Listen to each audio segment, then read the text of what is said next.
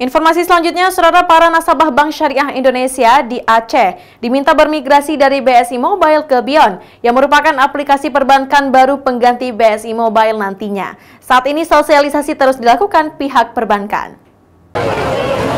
Beyond ini merupakan aplikasi yang lebih lengkap serta memudahkan para nasabah untuk bertransaksi dimanapun berada.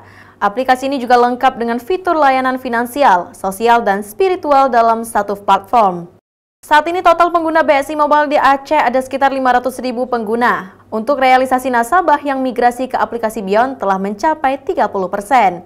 BSI Aceh juga memaksimalkan sosialisasi Beyond ini kepada seluruh nasabah, khususnya kepada pengguna BSI Mobile. Pihaknya juga telah menginstruksikan seluruh internal BSI untuk memasifkan sosialisasi terkait aplikasi Beyond, termasuk pada nasabah yang hadir ke seluruh kantor BSI yang tersebut di seluruh kabupaten kota. BSI meluncurkan aplikasi terbaru Beyond ini karena Beyond ini adalah aplikasi yang lebih friendly atau lebih bersahabat kepada nasabah ya.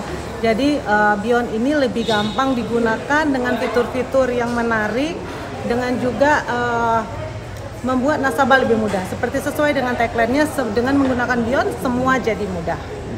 Jadi dengan adanya Beyond ini, aplikasi BSI yang terbaru ini diharapkan, kami juga mengharapkan dari BSI itu agar nasabah lebih mudah menjalankan transaksi dari manapun, kapanpun.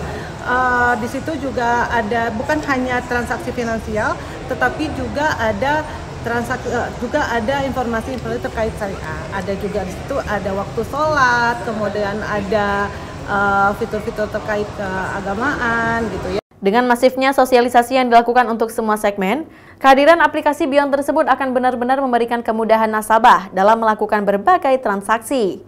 Aplikasi baru ini merupakan hasil transformasi berkelanjutan BSI dalam menjawab berbagai tantangan di era digital.